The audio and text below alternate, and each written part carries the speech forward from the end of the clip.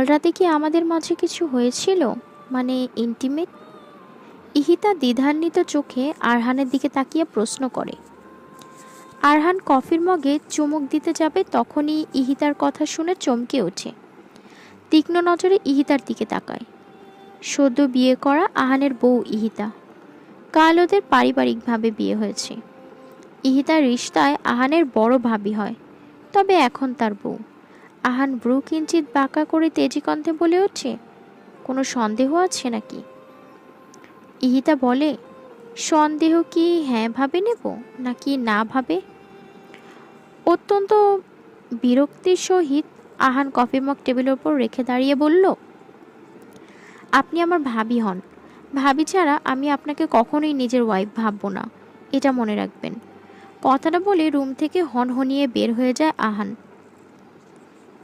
ইহিতা আহানের রাগে চেহারা দেখে মৃদু হাসে। ছোট আহান এখনো ছোটটিই রয়ে গেছে। রাগ এখনো নাকের ডগাতেই জমানো। 3 বছর পরও শারীরিক কোনো পরিবর্তন হয়নি। যেমনটা আগে দেখেছিল ঠিক তেমনটি আছে আহান। ভাবনার জগৎ থেকে বেরিয়ে ইহিতা বিছানা গুছাতে থাকে। এই সংসারে ইহিতা প্রথম পা রেখেছিল আরমানের হাত ধরে। তাদের বিয়ের 2 বছরের মাথায় আরমানের কার অ্যাক্সিডেন্টে মৃত্যু হয়। আরমান মারা যাওয়ার পর ইহিতা মানসিকভাবে পুরোপুরি ভেঙে পড়ে। আহানের বাবা মা যথেষ্ট ভালো মানুষ ছিলেন। ওরা 2 ভাই ছিল, আরমান আর অহান। তাদের মেয়ে না থাকার দরুন তারা নিজের মেয়ে হিসেবে ইহিতাকে এ বাড়িতেই রেখে দেয়। আরমান মারা গেছে 1 বছর হলো। এর মধ্যে শ্বশুরবাড়ি থাকতেই ইহিতার কয়েকটা বিয়ের সম্বন্ধ আসে। অহানের বাবা আজমল রহমান হামিদা বানুর সাথে আলাপ করে অহনের সাথে ইহিতার বিয়ের ব্যাপারে। হামিদা বানুও এমন কিছু একটা ভাবছিল। সেও বিয়েতে সহমত ছিলেন। ইহিতার বাবা মাকে খবর দিয়ে অহান ইহিতার বিয়ের কথা বললেও তারাও দ্বিধাবোধ করে না, রাজি হয়ে যায় বিয়েতে। কিন্তু আপত্তির বিষয় হলো অহানকে নিয়ে। অহান ছোট থেকে বড় হয় চায়নাতে, সেখানেই পড়াশোনা করার ওর ড্রিম ছিল। ডিপ্লোমা ইঞ্জিনিয়ারিংয়ে শেষ করেছে। সেখানে একটি কোম্পানিতে জব করছে আহান। ভালো স্যালারি পাওয়ার কারণে অহান সেখানেই সেটেলড হতে চায়। কিন্তু 2 দিন আগে ওর মা হামিদা বানুর জরুরি তলব দিয়ে বাংলাদেশ আসতে বলে। অহান এত জরুরি তলবের মূল কারণ জানতে চাইলে হামিদা বানু বলে না। বাংলাদেশে আসলে বলা হবে জানায় হামিদা বানু। অহান ছোট থেকে ওর মাকে প্রচণ্ড ভয় পায় এবং কি এখনও তার কথা অক্ষরে অক্ষরে পালন করে। কিন্তু আজমল রহমানের সাথে অহানের বন্ধুর মতো সম্পর্ক। বাবা হওয়ার পাশাপাশি সে অহানের বন্ধুও বটে। যেই বিষয়টা ওর মাকে বলতে পারে না সেই বিষয়টা নিয়ে নির্দ্বিধায় আজমল রহমানের কাছে শেয়ার করে। এখনও অহানের কোনো ব্যতিক্রম হলো না। মার জরুরি তলব পেয়ে অহান ছুটে আসে বাংলাদেশে। বাংলাদেশে এসে জানতে পারে তার বড় ভাইয়ের বউকে বিয়ে করতে হবে, যে কিনা বিধবা নারী হিসেবে সবার কাছে পরিচিত। অহান তার মায়ের মুখের উপর না করতে পারেনি, কিন্তু আকার ইঙ্গিতে অনেকবার হামিদা বানুকে বোঝানোর চেষ্টা করেছে এই বিয়ে করতে পারবে না। কিন্তু হামিদা বানু তার এক কথায় থেকে যায়, বিয়ে করতেই হবে ইহিতাকে। তারপর আর কি, ঘরোয়াভাবে বিয়ে সম্পন্ন হয় কাল রাতে। রাতে অহান নিজের বিয়ে নিয়ে বেশ চিন্তিত ছিল, আর এদিকে ইহিতা রুমে এসে টুপ করে ঘুমিয়ে পড়েছে। অহানকে যেন দেখেও না দেখার ভান করছে এমনটা। অহান এটা দেখে নিজেকে শান্ত করে। হুটহাট করে বিয়ে হওয়ার কারণে হাজারটা চিন্তা ভাবনা করতে করতে চোখ লেগে আসে। জার্নি করে আসার পর রেস্ট নেওয়ার সময়টুকুও পায়নি বিয়ের কারণে। তাই চোখ বন্ধ করার সঙ্গে সঙ্গে সারা রাজ্যের ঘুম এসে জড়ো হয় অহানের চোখের পাতায়। ঘুমিয়ে যায় অহান। সকালে ইহিতার ঘুম ভাঙার আগেই অহানের ঘুম ভেঙে যায়। সারা রাত চেয়ারে এক কাতে ঘুমাবার ফলে ঘাড়ে কিছুটা ব্যথা অনুভব করে। ইহিতা তখন ঘুমে কাঁদা। বিরক্তিকর ভাব নিয়ে ইহিতার দিকে তাকিয়ে রুম থেকে বেরিয়ে কিচেনে চলে আসে। আজমল রহমান ও হামিদা বানুও তখন ঘুম থেকে ওঠেনি। ইহিতার বাবা মা কাল রাতেই চলে যায়। অহান টুকটাক রান্নাবান্নার কাজ পারে। সেই সুবাদে 1 মগ ব্ল্যাক কফি বানিয়ে রুমে নিয়ে আসে। বিছানার দিকে তাকাতেই ইহিতাকে দেখতে পায় বসা। বিছানার ওপর বসে মাথা নত করে বিড়বিড় করে কিছু একটা বলছে। অহনার তখন ইচ্ছা জাগে তাকে জিজ্ঞেস করতে, কিন্তু কাল রাতে একাই স্বার্থপরের মতো বিছানায় ঘুমিয়েছে বিধায় কিছু না বলে সেই চেয়ারে বসে পড়ে। কফির মগে চুমুক দিতেই যাবে ঝগড়ার বেগে ইহিতা অহানের কাছে এসে অদ্ভুত ধরনের প্রশ্ন ছুড়ে দেয়। এমন উদ্ভট প্রশ্ন শুনে কফি খাওয়া আর হলো না অহানের। চলে যায় রুম থেকে। কিছুক্ষণ নিজেদের বাগানে ঘোরাঘুরি করে ওর বাবার রুমে বসে। আজমল খান তখন রুমে একাই ছিল। আব্বু এটা কি করলো আম্মু? সকালে আসলাম আর রাতেই আমার বিয়ে দিয়ে দিল, তা আবার ভাবির সঙ্গে। অহান কিছুটা উত্তেজিত কণ্ঠে বলল, আহা আস্তে কথা বলো, তোমার আম্মু শুনতে পারবে। আজমল রহমান অহানকে হাতের ইশারা করে বলল, কি আস্তে বলবো? আম্মু কেন এমনটা করলো? চায়না থেকে আসার আগে কেন বলনি আমাকে বিয়ের কথা? আগে বললে তো তুমি আসতে না, তাই তোমাকে জানানো হয়নি। আব্বু তুমি বুঝতে পারছো আমার বিয়ে হয়ে গেছে, তা ভাবির সাথে। আফসোস আক্ষেপ নিয়ে বলে অহান। তাতে কি হয়েছে, বিয়ে তো একদিন তুমি করতেই। তাছাড়া তোমার বিয়ের বয়সও হয়ে গেছে, আর ইহিতা অনেক ভালো মেয়ে, ঠিক সব কিছু মানিয়ে নিবে। আব্বু ভাবি আমার বড়। হ্যাঁ জানি, 1 বছরের বড়, এটা কোনো ব্যাপার না, আজকাল এগুলো কমন ব্যাপার। আমি এ বিয়ে মেনে নিতে পারবো না, কিছুতেই না, কড়া গলায় বলল অহান। কে কি মানবে না শুনি? গম্ভীর কণ্ঠে কথাটা বলতে বলতে রুমে প্রবেশ করলো হামিদা বানু। তীক্ষ্ণ নজর অহানের ওপর পড়তেই চট করে দাঁড়িয়ে যায়। ওর আম্মুর এমন চাহনি দেখে অহান রীতিমতো ভয় পাচ্ছে। আজমল রহমান তার স্ত্রীর কাছে এসে বললেন, মানে অহান বলছে নতুন বিয়ে করেছে, কিভাবে কি মানিয়ে নেবে এই আর কি। হামিদা বানু আজমল রহমানের কথা শুনে আহানের দিকে তাকিয়ে বলে, তোমার আব্বু যা বলল তা কি সত্যি? অহান মাথা নত করে উপরে নিচে দুলায়, যার উত্তর হ্যাঁ। সেটা নিয়ে তোমাকে এত ভাবতে হবে না, ড্রয়িং রুমে এসো, নাস্তা রেডি। বলেই রুম ত্যাগ করলেন হামিদা বানু। অসহায় চোখের নিচে তাকিয়ে আছে আহান। আজমল রহমান তার ছেলের বিষয়টা বুঝতে পারছে। অহানের কাছে এসে কাঁধে হাত রাখতেই হাত সরিয়ে অহান রুম থেকে বের হয়ে যায়। অহান ড্রয়িং রুমে এসে চুপচাপ নাস্তা খেতে থাকে। ইহিতা এটা ওটা এগিয়ে দিচ্ছিল। অহানের একটা বিষয় খুব অবাক লাগে। আহান 1 বছর পর বাংলাদেশে এসেছে, হামিদা বানু নিজের যত্নআত্তি না করে ইহিতাকে করছে। দেখে মনে হচ্ছে ইহিতা বাড়িতে আজ প্রথম এসেছে। ডিম ভাজা পরোটা অহানের সামনে দিয়ে ইহিতার প্লেটে উঠিয়ে দিচ্ছে। এসব দেখে অহান ইহিতার দিকে ক্ষোভ নিয়ে আর চোখে তাকায়।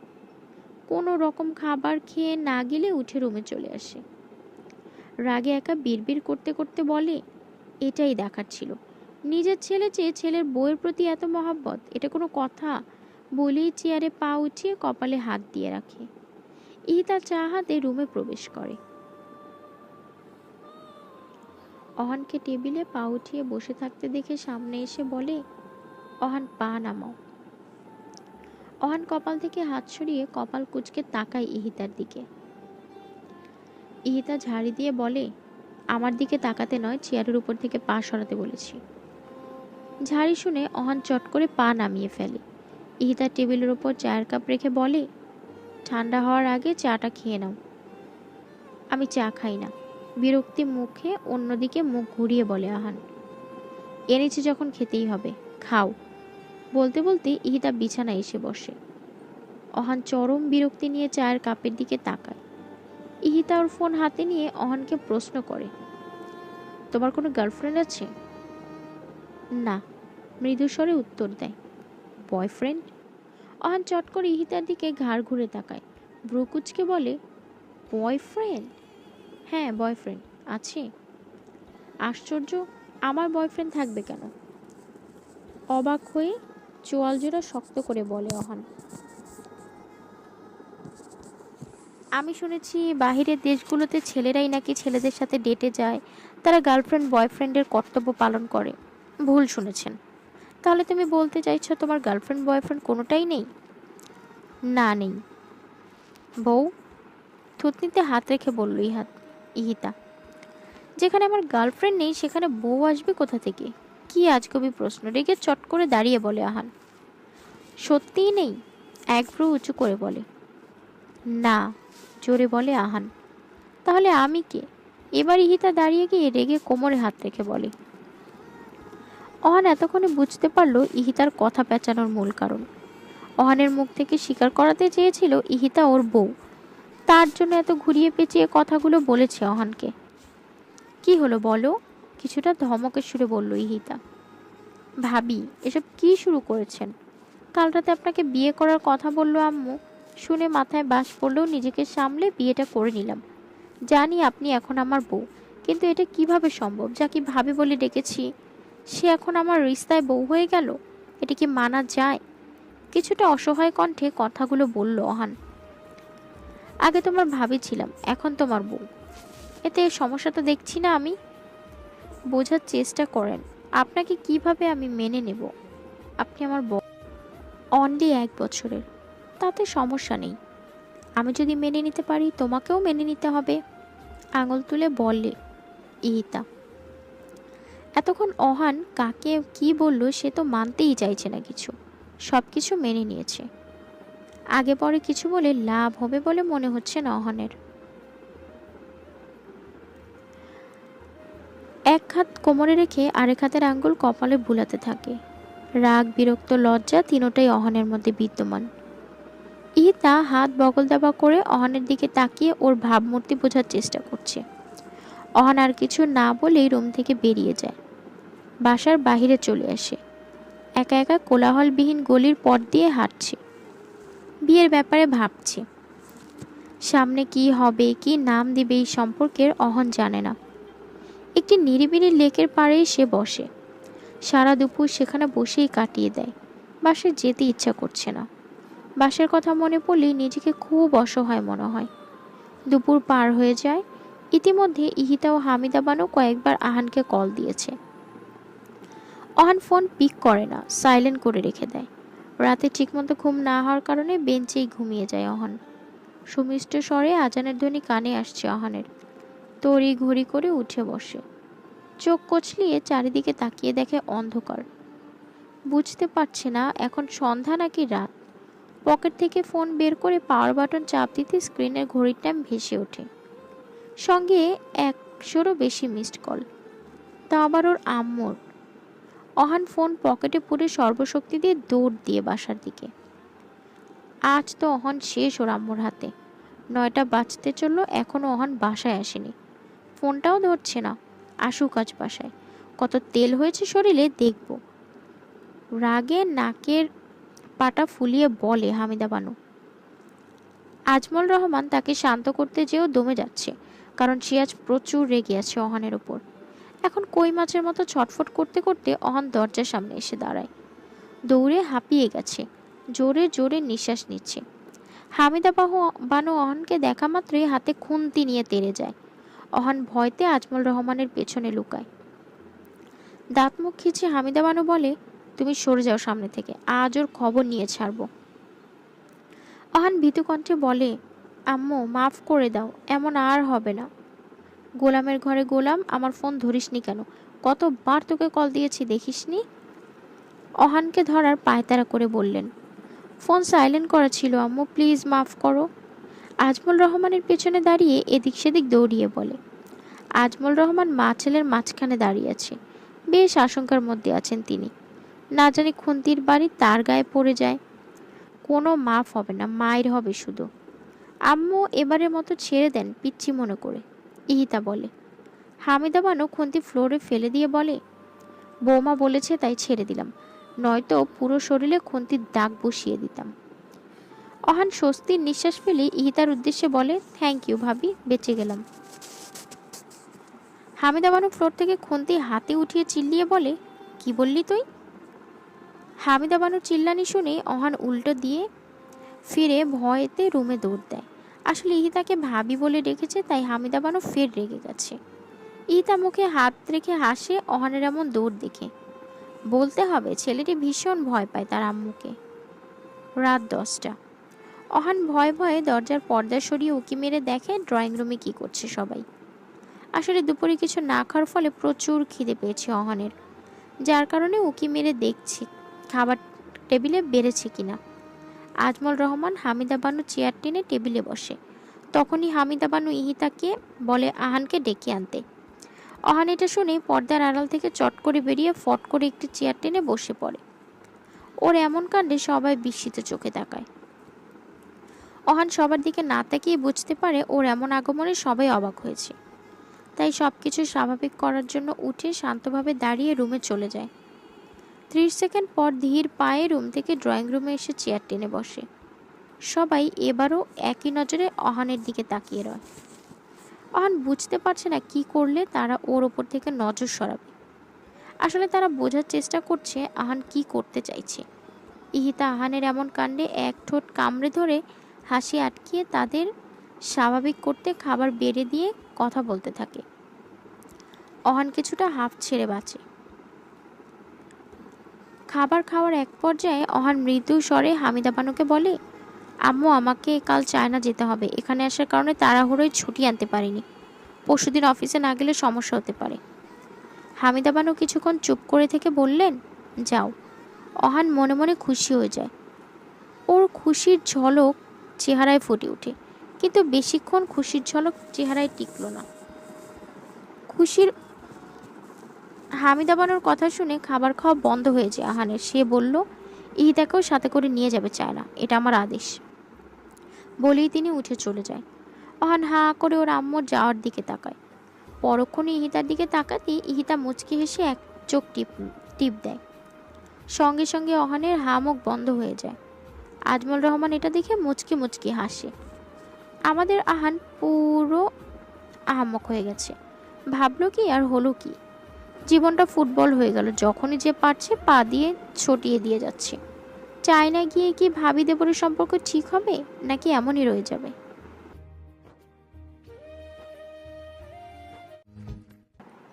রাত পেরিয়ে সকাল হলো। রাতে ইহিতা কাপড় চোপড় গুছিয়ে রেখেছে। নাস্তা সেরে 10টার দিকে এয়ারপোর্টে আসে ওরা। সঙ্গে হামিদা বানু ও আজমল রহমানও এসেছে। ইহিতার পাসপোর্ট ভিসা আগে থেকেই হামিদা বানু ম্যানেজ করে রেখেছিল।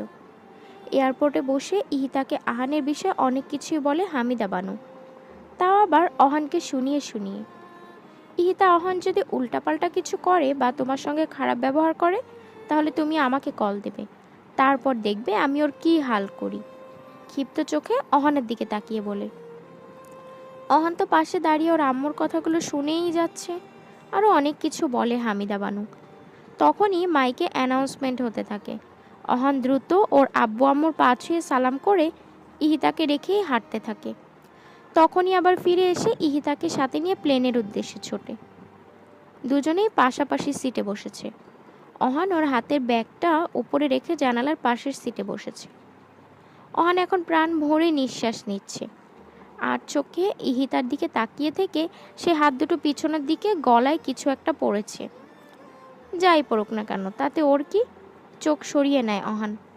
কিন্তু পরক্ষণে মনে পড়ে ইহিতা প্রথম প্লেনে চড়ছে। প্লেনে যখন আকাশে উড়াল দিবে তখনই ওকে জাপটে ধরে পড়ে। এটা ভেবে অহান দ্রুত হাত উঠিয়ে বগল দাবা করে রাখে।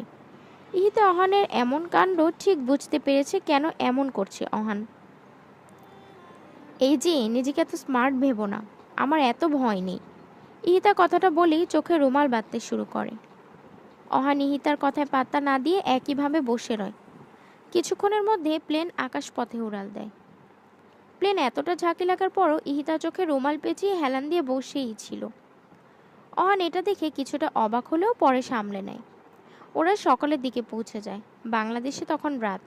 এয়ারপোর্ট থেকে বেরিয়ে আসতেই ইহিতার দিকে কিছু লোক অদ্ভুতভাবে তাকিয়ে থাকে। তাকানোটাই স্বাভাবিক, কারণ ইহিতা তো তাদের মতো স্টাইলিশ ড্রেস আপ পরেছে। তারা দেখেই বুঝতে পারে এটা বাংলাদেশি নয়তো ইন্ডিয়ান। অহান একটা ট্যাক্সি ডেকে উঠে বসে। গাড়িতে বসে ইহিতা অহানকে বলে, তুমি যেখানে থাকো সেই ফ্ল্যাট কি তোমার কোম্পানি দিয়েছে? কোম্পানির এমডি তো আমার শ্বশুর, যে দিয়ে দেবে ফ্ল্যাট। তেরাভাবে উত্তর দেয় অহান। বাঁকা করে বলার কি আছে? সোজাভাবে বললেই তো হয় ভাড়া থাকি। কেন, আপনি জানেন না? না। ওয়াও, আমার ঘাড়ে ঝুলে পড়েছেন অথচ আমার বিষয়ে কিছুই জানেন না। ফালতু কথা বলবে না অহান। আর তোমার মতো অসভ্য ছেলের বিষয়ে জানার আমার কোনো ইচ্ছা নেই। অহান রেগে সোজা হয়ে বসে আঙুল তুলে বলল, আমি অসভ্য? আপনি অসভ্য। কাল সকালে উঠিয়ে আমাকে কি বলেছেন? রাতে কিছু হয়েছিল? ইন্টিমেট? অভিনয় করে দাঁতে দাঁত চেপে বলে অহান। হ্যাঁ বলেছি তো।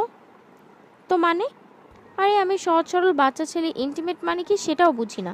আর আপনি আমাকে এসব জিজ্ঞেস করছেন? লজ্জা করে না আপনার? যত সব ফাউল।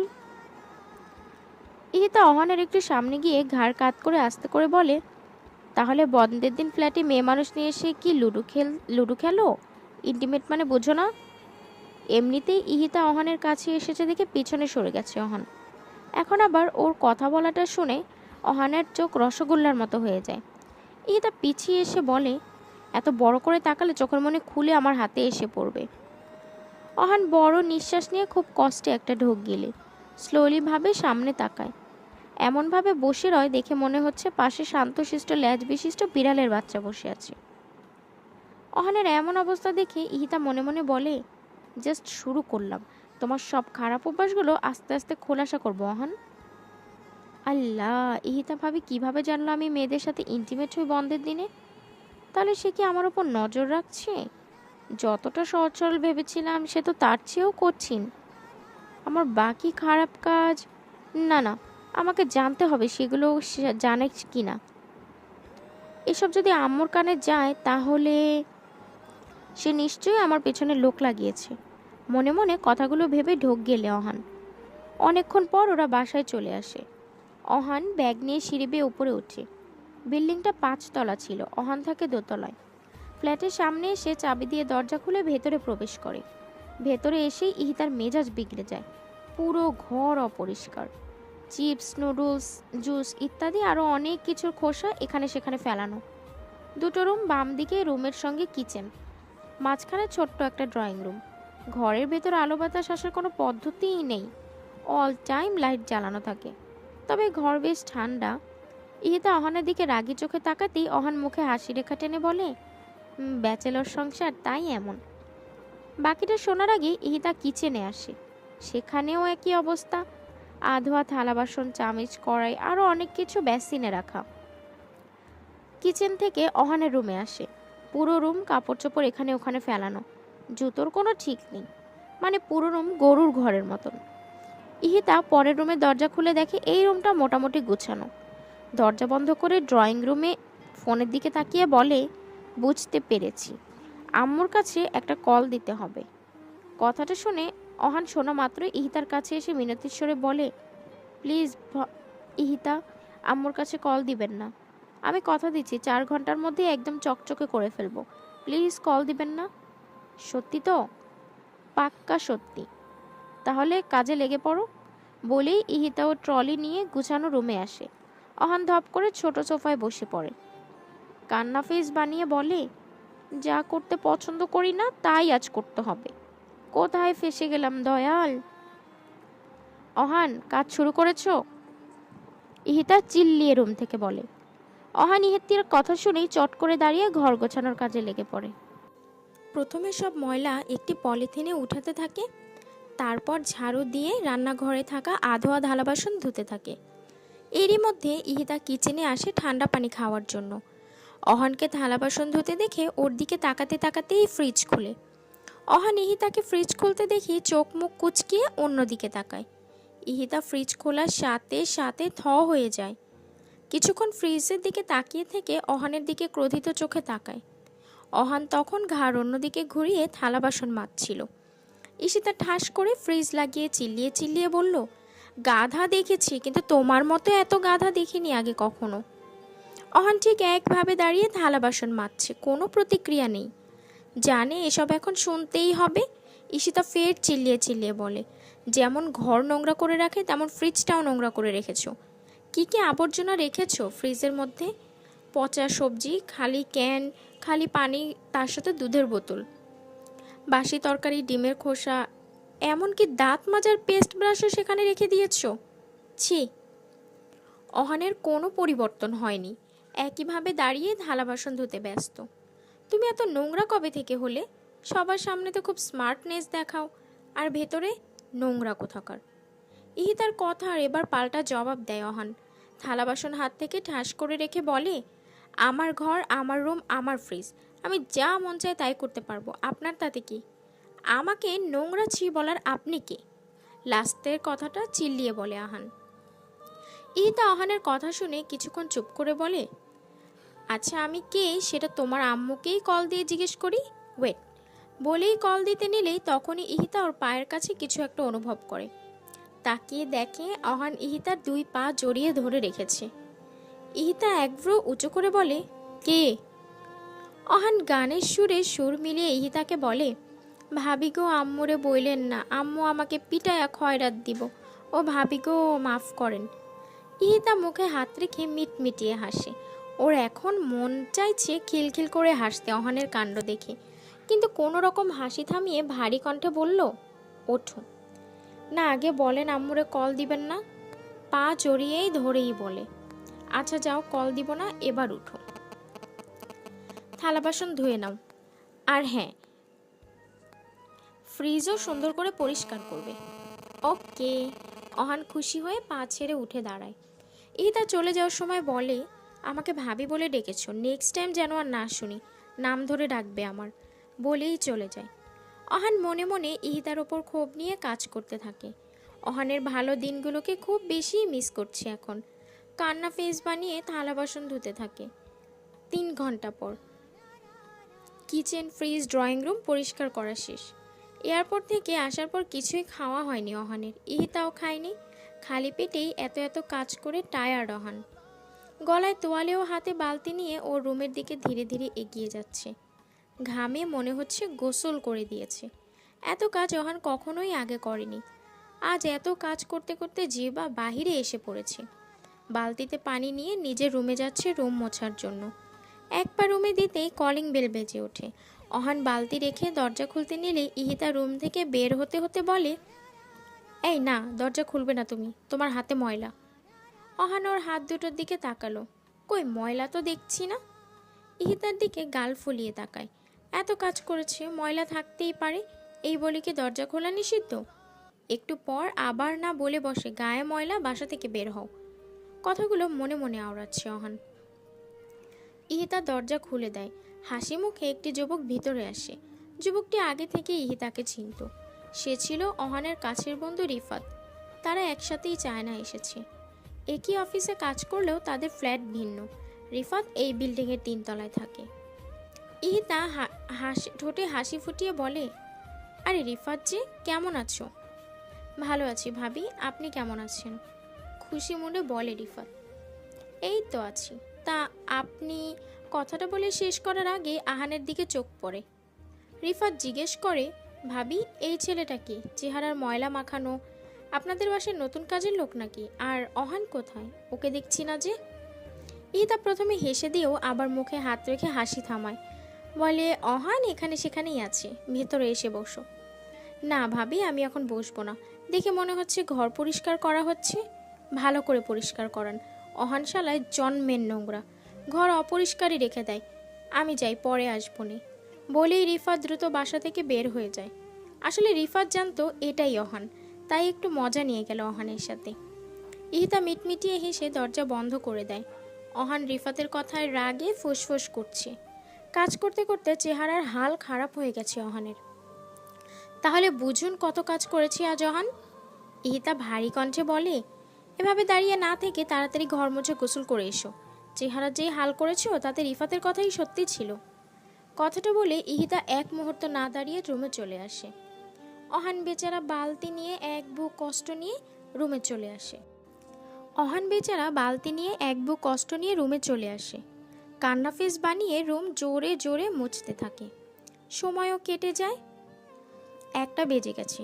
ইহিতা গোসল অনেক আগেই করে নিয়েছে। দূরের একটি মসজিদ থেকে আজানের ধ্বনি শুনতে পেয়ে ইহিতা উজু করে আসে। রুমে জায়নামাজ ছিল না। ইহিতা ওড়না বিছিয়ে নামাজ পড়তে বসে। এদিকে অহান গোসল সেরে তোয়ালে পেঁচানো অবস্থায় শুয়ে পড়ে বিছানায়। আজ অনেক কাজ করেছে সে। মনে পড়লেই অহানের রাগে কাঁদতে ইচ্ছে করছে। ইহিতা নামাজ পড়ে উঠতেই কলিং বেল বেজে ওঠে। রুম থেকে বেরিয়ে দরজা খুলে দেখে খাবার ডেলিভারি লোক এসেছে। ইহিতা খাবার অর্ডার করেছিল। টাকা দিয়ে খাবারগুলো নিয়ে সার্ভ করে ছোট টেবিলে রাখে। চিল্লি অহানকে ডাকে খাবার খেতে। ইহিতা টিভি অন করে খাবার খাচ্ছে। অহানের শরীর কাজ করতে করতে অনেকটা দুর্বল হয়ে গেছে, যার দরুন হেলে দুলে হেঁটে ড্রয়িং রুমে আসে। খাবারের প্লেট হাতে নিয়ে দ্রুত খেতে শুরু করে। ইহিতা অহানের দিকে তাকিয়ে ভালো করে পর্যবেক্ষণ করে নেয়। অহানের পরনে 3/4 প্যান্ট, সেটা হাঁটুর দিক থেকে কিছু অংশ ছেঁড়া, হাতা কাটা গেঞ্জি। অহানকে পর্যবেক্ষণ করার পর খাওয়ায় মন দেয়। অহান খিদের চোটে ইহিতার আগে খাওয়া শেষ করে। হাত ধুয়ে উঠে যেতে নিলে ইহিতার ডাকে থেমে যায়। পেছন ফিরে বলে, কি? এটা পড়ো। একটি কাগজের খাম অহানের দিকে এগিয়ে দেয় ইহিতা। এটা কি? হাতে নিয়ে কপাল কুঁচকে জিজ্ঞেস করে। রুলস। কিসের? কার? তোমার। পড়ো। আমার রুলস মানে? এখন এখানে থাকতে হলে কি আমাকে রুলস মেনে চলতে হবে? কিছুটা রেগে বলে অহান। ইহিতা পানির মগ টেবিলের ওপর রেখে বলে, অবশ্যই। পারবো না। টেবিলের ওপর কাগজের খামটা রেখে বলে। আমি পারবো। কি? ব্রু কুচকে বলে আহান। আম্মুকে কল দিতে। খেতে খেতে ভ্রুক্ষেপহীন নজরে বলে ইহিতা। অহান কথাটা শুনে রাগে চোয়াল জোড়া শক্ত করে ফেলে। অনিচ্ছা সত্ত্বেও কাগজের খাম হাতে নিয়ে খুলে পড়তে থাকে। রুলসের 1 নাম্বারটি ছিল, প্রতিদিন সকালে উঠে যথাসময়ে উঠে নাস্তা তৈরি করতে হবে। তারপর অফিস যাবে। দুপুর ও রাতের নাস্তা ইহিতা করবে। অফিস থেকে এসে ঘরের সব কাজও করতে হবে অহানের। প্রথমটা পরেই ইহিতার দিকে তাকায়। ইহিতা অহানের দিকে তাকিয়ে বলে, নেক্সট। দ্বিতীয় রুল ছিল, কোনো মেয়েদের সাথে কথা বলা তো দূর, কোন নজরেও তাকানো যাবে না। সব মেয়েদের আপু বলে ডাকতে হবে। তৃতীয় রুল ছিল, কোনো ধরনের নেশা জাতীয় দ্রব্য পান করা যাবে না, সেটা সিগারেটই হোক না কেন। আর 10টার আগে বাসায় আসতে হবে। মাঝে মধ্যে অফিসে কাজ থাকে, তখন লেট করে বাসায় আসতে হয় আমার, অহান বলে। সেই ব্যাপারটা ভিন্ন। চতুর্থ রুলস ছিল, ইহিতার সব কথা পাই টু পাই শুনতে হবে, আর না হলে জাস্ট একটা কল যাবে বাংলাদেশে। রাগে অহান চোখ বন্ধ করে নেয়। রাগী নিঃশ্বাস ফেলে টেবিলের ওপর 2 হাত রেখে ইহিতার দিকে ঝুঁকে চেহারার সামনে গিয়ে বলে, যদি আমি আপনাকে এখন এখানে মেরে গুম করে দেই বা আপনার ফোন ছিনিয়ে নেই, তারপর তো আম্মুর সাথে যোগাযোগ করতে পারবেন না। তখন? একব্রু উঁচু করে বলে আহান। ইহিতা সেখানে থাকা ছোট্ট চামচ দিয়ে অহানের মাথায় ঠাস করে বাড়ি দেয়। অহান চামচের বাড়ি খেয়ে ইহিতার কাছ থেকে সরে এসে মাথায় হাত বুলাতে থাকে। ইহিতা টেবিলের নিচ থেকে ফোন বের করে টেবিলের ওপরে রেখে লাউড স্পিকারে দেয়। তখনই ফোনের ওপাশ থেকে হামিদা বানুর ঝাঁঝালো কণ্ঠের স্বর শোনা যায়। নবাবজাদার ঘরে হারামজাদা, তোকে এত বড় সাহস, তুই আমার মায়েরা মায়েরা গুম করে ফেলবি বলছিস? আবার ফোন ছিনিয়ে নিবি? তোরই আমি ব্লেন্ডারে ভরে জুস বানিয়ে খাবো। নিজের মায়ের এমন ঝাঁঝালো কণ্ঠের স্বর শুনে আহান বড় চেয়ে ঢোক গিলল। আমতা আমতা করে বলল, আম্মু, আমি তো ইহিতার সাথে মজা করছিলাম। তুমি এটা সিরিয়াসলি নিচ্ছ কেন? শোন হারামজাদা, এখন যেটা বলেছি সেটা যেন মজা পর্যন্ত সীমাবদ্ধ থাকে। যদি ইহিতার কিছু হয় রে, তোকে আমি মেরে তারপর আমি ক্ষান্ত হব। আর ইহিতা তোর ভাবি নয়, বউ হয়, কথাটা মনে রাখিস। বলেই লাইন কেটে দেয় হামিদা বানু। অহান কপালে হাত রেখে বসে পড়ে সোফায়। ইহিতা বাঁকা হেসে খেয়েই যাচ্ছে। অহান যে এমন কিছু বলবে সেটার ধারণা ইহিতা আগেই করেছিল। তাই তখন আহানের আড়ালে হামিদা বানুকে কল দিয়ে লাইনে রেখেছিল। ছোট টেবিলের ওপরে খাবার রেখে ফ্লোরে বসে খাচ্ছিল ইহিতা, আর ফোন তার পাশেই রেখেছিল, যার কারণে হামিদা বানু অহানের বলা প্রত্যেকটা কথাগুলো সহজেই শুনতে পায়। ইহিতা প্লেটে হাত ধুয়ে উঠে দাঁড়িয়ে রুমে যাওয়ার আগে বলে, টেবিল পরিষ্কার করে প্লেটগুলো ধুয়ে রাখো। অহান চেহারায় কান্না ভাব ফুটিয়ে ময়লা প্লেট বেসিনে রাখতে গেল। অহান ভালো করেই বুঝে গেছে এখন থেকে কাজ করেই জীবিকা নির্বাহ করতে হবে, তাও ঘরের জন্য। রাতে অহান ইহিতা যে যার রুমে ঘুমিয়ে আছে। সারাদিন খাটাখাটনি করার ফলে অহান ঠিক ঘুমিয়ে গেছে, কিন্তু ইহিতা এখনও জেগে আছে। জানালার গ্রিল ধরে দাঁড়িয়ে আছে। জানালার গ্রিল ভেদ করে চাঁদের আলো ইহিতার গায়ে এসে পড়েছে। এক হাত দিয়ে জানালার গ্রিলের ফাঁকায় হাত দিয়ে এক দৃষ্টিতে চাঁদের দিকে তাকিয়ে আছে। চোখে মুখ ক্লান্তিহীন, কোথায় একটা উদাসী বিষাদের ছায়া। সুন্দর চোখ জোড়াতে অদ্ভুত শূন্য দৃষ্টি। অন্য হাতে ছোট্ট একটি ছবির ফ্রেম। সেই ফ্রেমের উপর চাঁদের আবছা আলোয় অস্পষ্ট বোঝা যাচ্ছে কোনো যুবকের ছবি। ইহিতা সন্তর্পণে দীর্ঘশ্বাস ছাড়ে। জানালা লাগিয়ে বিছানায় এসে বসে। বালিশ নিয়ে ফ্রেমটি রেখে শুয়ে পড়ে। সকালে ঘড়ির অ্যালার্মের শব্দে ঘুম ভাঙে অহানের। আড়মোড়া ভেঙে বিছানা ছেড়ে উঠে মেইন দরজা খুলে দুধের বোতল ও নিউজপেপার ভিতরে নিয়ে আসে। শুরু করে দেয় ব্রেকফাস্ট বানানোর কাজ। 1 ঘন্টা পর সব খাবার টেবিলে সাজিয়ে ফ্রেশ হতে চলে যায়। ততক্ষণে ইহিতা ঘুম থেকে উঠে গেছে। বাহিরে এসে খাবার রেডি দেখে ফোনে একটা ছবি তুলে হামিদা বানুর কাছে পাঠায়। অহান পুরো অফিসের জন্য রেডি হয়ে বের হয়। ইহিতার খাবারের প্লেট আর অহানের খাবারের প্লেট আলাদাভাবে রাখা ছিল। অহান ওর প্লেট কাছে নিয়ে খাবার খেতে শুরু করলে ইহিতা ওর প্লেট নিজের কাছে নিয়ে আসে। ওর প্লেটটা অহানের হাতে দেয়। অহান ক্ষোভ নিয়ে ওর দিকে তাকাতে থাকে। ইহিতা ইশারায় ওকে খেতে বলে। অহানও খেতে শুরু করে দেয়। খাওয়ার পর্ব ঠিকঠাক থাকলেও যখন অহান অফিস যাবে তখন ঘটে বিপত্তি। ইহিতা অহানকে অদ্ভুতভাবে রেডি করিয়ে দেয়।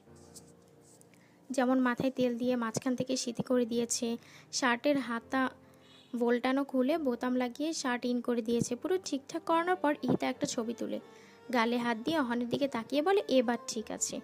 অহান ঠোঁটে কৃত্রিম হাসি ফুটিয়ে বলে, আমি এখন যাই। হ্যাঁ যাও। অহান কান্না ফেস নিয়ে দরজা খুলে বের হতে থাকে। কি ছিল আর এখন কি হয়ে গেল? সে স্মার্ট ড্যাশিং লুক আহান এখন খ্যাতে পরিণত হয়েছে। এটা কোথাকার বিচার? আজ অফিসে গেলে ইজ্জত যাবেই, এতে কোনো সন্দেহ নেই।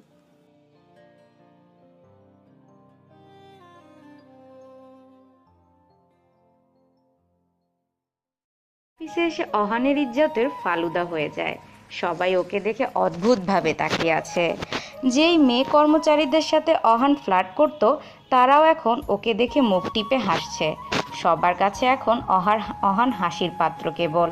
অহান বেচারা মুখ ভার করে নিজের স্থানে এসে বসে, কিন্তু বেশিক্ষণ বসে থাকতে পারে না। তার আগেই বসের পিএ এসে অহানকে ডাকে। অহান বসের সাথে দেখা করতে তার কেবিনে আসে। ছুটি না নিয়ে যাওয়ার ফলে প্রথমে বস ওকে বকাঝকা করে, পরক্ষণই অহানের এমন নতুন পরিবর্তন দেখে হেসে দেয়। অফিসের বসও ওকে দেখে হেসেছে।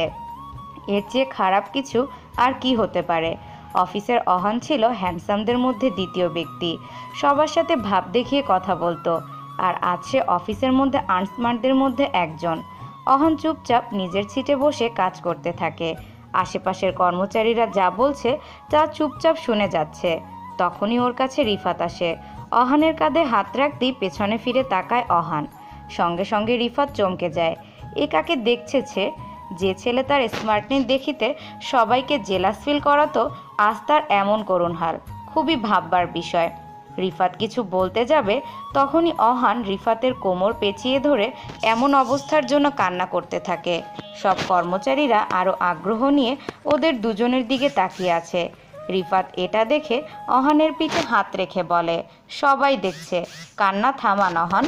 অহান চট করে রিফাতের কথা শুনি ওকে ছেড়ে দিয়ে সোজা হয়ে বসে বলে, আমি কান্না করছিলাম না, কান্নার অভিনয় করছিলাম বলি ল্যাপটপ ঘাঁটতে থাকে। এই ছেলে কখনো শুধরাবে না, মনে মনে বলে রিফাত। লাঞ্চ টাইমে অহান রিফাতের সব কিছু খুলে বলে, সাথে কালকের বলা কথার মধ্যে গালে একটা পাঞ্চও মেরেছে, যার কারণে রিফাতের গাল লাল হয়ে আছে। এক বাটি আইসক্রিম কিনে গাল লাল হওয়া স্থানে লাগাতে লাগাতে বলে, তার মানে তুই বলতে চাইছিস ভাবি এখন তোর বউ? অহান চোখ রাঙিয়ে বলে, তাহলে এতক্ষণ তোকে কি রবীন্দ্রনাথের কবিতা শুনিয়েছি? বুঝতে পারছি, আর বলা লাগবে না। কিছুক্ষণ দুজনের নীরব থাকে। পরক্ষণে রিফাত নীরবতা ছিন্ন করে বলে, দোস্ত, বিয়ে করলি ট্রিট দিবি না? কথাটা বলতে রিফাতের দেরি হলেও অহানের পাঞ্চ মারতে দেরি হলো না। এবার অপর গালে মেরেছে। অহান রাগ চিবিয়ে চিবিয়ে বলে, ট্রিট দিলাম, এবার ডাক্তারের কাছে গিয়ে ট্রিটমেন্ট করে নিস বলি অহান রাগে সেখান থেকে চলে যায়। রিফাত এগাল থেকে আইসক্রিম নিয়ে অপর গালে লাগাচ্ছে। ব্যথায় কাতর মাখা কণ্ঠে বলে, ভাবিকে বলে তোর শাস্তি দ্বিগুণ করব, দাঁড়া। ওহ, রাতে সারাদিন ইহিতার বদ্ধ রুমে একা একা সময় কাটিয়ে দেয় সে। অনেকক্ষণ পর্যন্ত হামিদা বানুর সাথে কথা বলেও সময় যেন কাটছে না। ঘড়ির দিকে তাকিয়ে দেখে 10টা বাজতে 10 মিনিট বাকি। ইহিতা দরজার সামনে দাঁড়িয়ে পায়চারি করছে। 10টা 9 মিনিট হতেই কলিং বেল বেজে ওঠে। ইহিতা তড়িঘড়ি করে দরজা খুলে দেয়। দরজা খুলতে ইহিতা অহানের ক্লান্তিমাখা চেহারা দেখতে পায়, সাথে চেহারায় ফুটে আছে রাগের ছটা। ইহিতা পাশে সরে দাঁড়ায়। অহান ইহিতার দিকে না তাকিয়ে হনহনিয়ে রুমে চলে যায়। ইহিতা দরজা লাগিয়ে মনে মনে বলে, মনে হয় অহান রেগে আছে, আজ একটু বেশি হয়ে গেছে, কিন্তু তোমার জন্য এটা পারফেক্ট অহান। ইহিতা কিচেনে আসে, খাবার টেবিল বেড়ে অহানকে ডাকতে থাকে। অহান তখন বাথরুমে শাওয়ার নিচ্ছিল। বাথরুমে বসে ইহিতার কণ্ঠস্বর শুনে অহানের মন চাইছে গলা টিপে দিতে। আজ তার জন্যই সবার সামনে ইনসাল্ট হয়েছে। সবাই তাকে নিয়ে হাসি ঠাট্টা করেছে। কিভাবে ভুলে যাবে অহান এসব? চোখ বন্ধ করলেই তাদের বলা কথা কানে বিষের মতো বাজছে। অহান ফুল শাওয়ার ছেড়ে মাথা ঠান্ডা করে। কিছুক্ষণ পর বাথরুম থেকে বের হয়ে জামা কাপড় পরে বাহিরে আসে। ইহিতা তখন টেবিলের পাশেই খাবার নিয়ে বসেছিল। অহান কোনো কথা না বলেই খাবার খেতে শুরু করে। ইহিতা অহানের চেহারায় রাগ দেখে বিভিন্নভাবে তার সাথে কথা বলার চেষ্টা করে, কিন্তু অহান বলে কথা বলে না। ইহিতা এবার মুচকি আসে, উঠে দাঁড়িয়ে অহানের পাশে বসে। ইহিতা সুইট স্মাইল দিয়ে অহানের গাল টেনে দিয়ে বলে, রাগ করে না অহান বাবু, কিনে দেব কমলা লেবু। অহান বাবু রাগ ফেলে হেসেছে। আকাশে চাঁদ উঠেছে। অহান ইহিতার এমন কবিতা শুনে বিরক্ত হয়ে ওর গাল থেকে হাত সরিয়ে বসা থেকে উঠে গিয়ে ঠাস করে দরজা লাগিয়ে দেয়। ইহিতা অহানের এমন ব্যবহারে মৃদু হাসে। অহানের এমন রাগের সাথে ইহিতা অনেক আগে থেকেই পরিচিত, তাই ওর কাছে এগুলো কোনো ব্যাপার না। বাড়তি ভর্তি ফ্রিজে রেখে থালা বাসন নিজেই ধুয়ে রাখে। তারপর ড্রয়িং রুমের লাইট নিভিয়ে রুমে চলে আসে। বিছানায় বসে বালিশের নিচ থেকে সেই ফটো ফ্রেমটি বের করে গলায় হাত দিয়ে চেন সহ লকেটটি দেখতে থাকে। এটা আরমান ওকে বাসর ঘরে দিয়েছিল। আরমানের মৃত্যুর পর খুলে রেখেছিল, কিন্তু সেদিন প্লেনে বসে এটা গলায় পরে নেয়। কেন জানি খুব পড়তে মন চাইছিল। টেবিল লাইট নিভিয়ে ফটো ফ্রেমটি বুকের সাথে জড়িয়ে শুয়ে পড়ে ইহিতা। সকালবেলা হামিদা বানু আজমল রহমানের সাথে চিল্লাচিল্লি করছে। এতে করে তাকে চিনি কম খেতে বললেও তার শোনানো যায় না তাকে। আজমল রহমানের ডায়াবেটিক্স, তাই হামিদা বানু তাকে চিনি কম খেতে বললেও সে বারণ শোনে না। এই জন্য সকাল থেকে চিল্লাচিল্লি শুরু করেছে সে। আজমল রহমান বেশ আরামে কানে তুলো গুজে ইজি চেয়ারে বসে পেপার পড়ছে। হামিদা বেনুর কথা সে কিছু শুনছে না।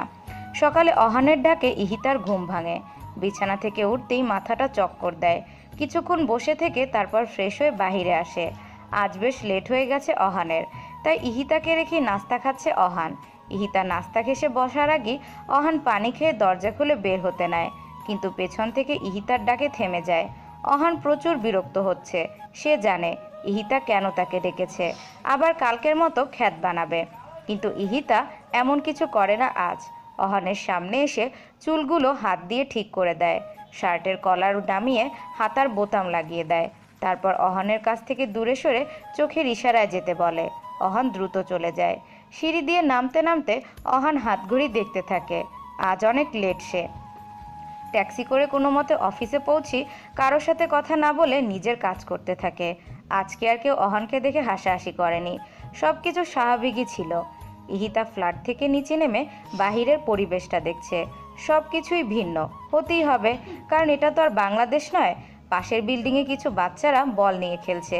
ইহিতা বাচ্চাদের দিকে কিছুক্ষণ তাকিয়ে থাকে। তখনই একজন যুবক ও যুবতী তাদের দুজনের কথা কাটাকাটি করতে দেখে। তাদের মধ্যে কোনো বিষয় নিয়ে ঝগড়া লেগেছে। ছেলেটি মেয়েটিকে মানানোর চেষ্টা করছে, কিন্তু মেয়েটি গাল ফুলিয়ে অভিমান নিয়ে দাঁড়িয়ে আছে। তাদেরকে দেখে ইহিতার বুক চিরে দীর্ঘশ্বাস বেরিয়ে আসে। ঠোঁটে বিষাদময় হাসি ফুটিয়ে বাসার ভেতরে চলে যায়। সিঁড়ি বেয়ে উঠতে উঠতে ইহিতার চোখ থেকে পানি ঝরতে থাকে, কিন্তু ইহিতা তোয়াক্কা করে না। এক পর্যায়ে ইহিতা সিঁড়িতে বসে পড়ে হো হো করে কেঁদে দেয়। চাপা কান্না যে আর বুকের মাঝে দমিয়ে রাখতে পারছে না। খুব মনে পড়ছে আরমানের কথা, তার সাথে কাটানো মুহূর্তের কথা। এখন নিজেকে বড্ড একা মনে হচ্ছে। তাকে সামলানোর মতো এখানে কেউ নেই, সে একা। লাঞ্চ টাইমে অহান একা বসে কিছু একটা ভাবতে থাকে। রিফাত পাশে বসে নীরবে কফি খেয়ে যাচ্ছে। আমার ভালো দিনগুলোকে সে মাটি করে দিয়েছে। না পারি মেয়েদের সাথে ঠিক করে কথা বলতে, না পারবো ফুর্তি করতে। কয়েকদিন ধরে নেশাও করতে পারছি না। ইয়াবার প্যাকেট কাল রাতে রুমে খুঁজে পাইনি। নিশ্চয়ই ইহিতা ভাবি ফেলে দিয়েছে। এমনভাবে চলতে দিলে হবে না। আমি পুরো বরবাদ হয়ে যাব। আমাকে কিছু করতে হবে। আজকে থেকে সে নয়, বরং আমি তাকে জ্বালাবো। কিভাবে সেটা সে বুঝতেই পারবে না। অহানের ভাবনার ছেদ ঘটে রিফাতের ডাকে। অহান ভাবনার পাশে ফেলে কফি খেতে থাকে। আজ অহান আর রিফাত বাসায় তাড়াতাড়ি ফিরেছে। অহান ফ্রেশ হয়ে ওর প্রথম কাজ আইডিয়া কাজে লাগায়। ড্রয়িং রুমে লম্বা করে সয়াবিন তেল ফেলে রাখে। মনে মনে অহান ইহিতার পড়ে যাওয়ার দৃশ্যের কথা ভেবে বেশ খুশি হয়। তেলের বোতল জাগা মতো রেখে শয়তানি হাসি দিয়ে রুমে এসে দরজা লাগিয়ে অপেক্ষা করতে থাকে। ইহিতা বাইরে এসে ড্রয়িং রুমের ফ্লোরে পা রাখতে যাবে, তখনই কিছু একটা দেখতে পায়। বসে হাত দিয়ে দেখে এটা তেল। ইহিতা মুচকি আসে। ভালো করেই বুঝতে পারে এটা কার কাজ আর কেন করেছে। ইহিতা অহানের আইডিয়াকে একটু ভিন্ন দিকে মোড় ঘুরিয়ে দেয়। ওর রুমের সামনে তেল ফেলে রাখে, তারপর রুমে চলে আসে। অনেকক্ষণ পর অহান ইহিতার চিৎকার আওয়াজ শুনতে পাচ্ছে না দেখে রেগে যাচ্ছে। দরজা খুলে এক পা বাহিরে রাখতেই ধপাস পড়ে চিত হয়ে পড়ে যায় অহান। কিছু পড়ে যাওয়ার শব্দ শুনে ইহিতা রুম থেকে বের হয়। দরজার সামনে দাঁড়িয়ে ইহিতা অহানের দিকে গম্ভীর মুখে তাকিয়ে আছে। অহান কোমরে হাত রেখে ওর আম্মুকে ডাকছে। ইহিতাকে দেখে শান্ত ভঙ্গিতে বলে, পানি ছিল, তাই স্লিপ কেটে পড়ে গেছি। শুনেই ইহিতা রুমে চলে আসে। রুমে এসে মুখে হাত দিয়ে হাতে। অহান চিত হয়ে শুয়ে পড়ে। মনে মনে বলে, কে পড়ার কথা ছিল আর কে পড়ে গেল, এই আইডিয়াটা ক্যান্সেল। ও মা। সকালে ইহিতা তাড়াতাড়ি ঘুম থেকে উঠেছে। অহান ইহিতাকে উঠতে দেখে নতুন প্ল্যান শুরু করেছে। ফ্রিজের লাইনের তারের সাথে কিছু একটা লাইন অন করে দেয়। ইহিতা যখন কিচেনে আসছিল তখন অহানকে ফ্রিজের কাছে বসতে দেখে আড়ালে লুকিয়ে যায়। ইহিতা বুঝতে পারে অহান ওকে নতুন কোনো ফাঁদে ফেলার চেষ্টা করছে। ইহিতা হাসে। অহান ওর কাজ সেরে ডিম অমলেট বানাতে শুরু করে। এখন অহান ইহিতার কিচেনে আসার অপেক্ষা করছে। অহানের অপেক্ষার অবসান ঘটে।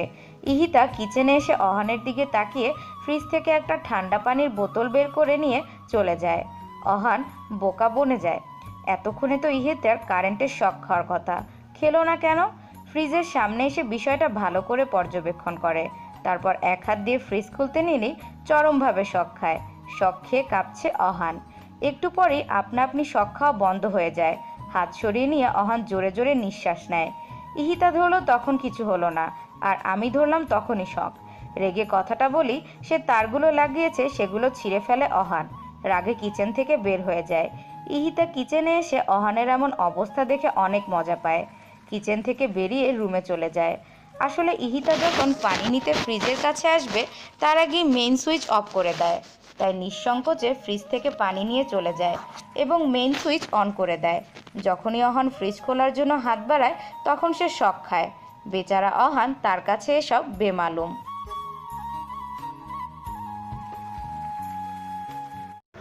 3 দিন কেটে যায়।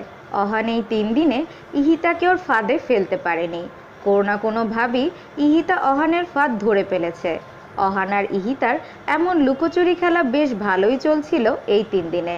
শেষে অহান হার মেনে নেয়। আজ অহানের অফ ডে, তাই সে ইহিতাকে নিয়ে ঘুরতে বের হয়। তা ওর আম্মুর কোথায়? অহান রাজি ছিল না। চায়নার একটি বড় পার্কে আছে ওরা দুজন। ইহিতা সেখানকার বাকি মানুষদের দিকে তাকিয়ে থাকে। কারো নাক বোচা, কারো চোখের নিচের অংশ ফুলানো, মানে চায়নাদের দেখতে যেমন হয় নাকি। তাদের ভাষা শুনে ইহিতা কিছুই বুঝতে পারে না, কিন্তু অহান বুঝতে পারে এবং কথাও বলতে পারে। ইহিতা অহানকে নিয়ে একটি দোকানে আসে। সেখানে বিভিন্ন রঙের গোল গোল ললিপপ বিক্রি করছে। ইহিতা অহানকে কিনে দিতে বলল। অহান প্রথমে মুখ ঘুরিয়ে রাখলেও পরে কিনে দেয়। ইহিতা নিজের ও অহানের জন্য ললিপপ নেয়। মজা করে ইহিতা ললিপপ খেলো। অহান হাতে নিয়ে বিরক্তিকর ভাব নিয়ে হাঁটছে।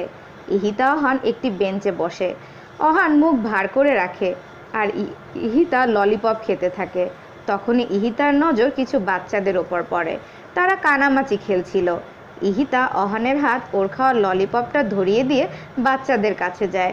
অহান বিরক্ত ও রাগ নিয়ে ইহিতার খাওয়া ললিপপটার দিকে তাকিয়ে বলে, এটা আমার হাতে দেওয়ার কি হলো? ধ্যাত, বলি ফেলে দিতে নিলে পরক্ষণে হাতেই রাখে। বলে, ফেলে দিলে যদি আমার আম্মুর কাছে নালিশ দেয়? বলা তো যায় না।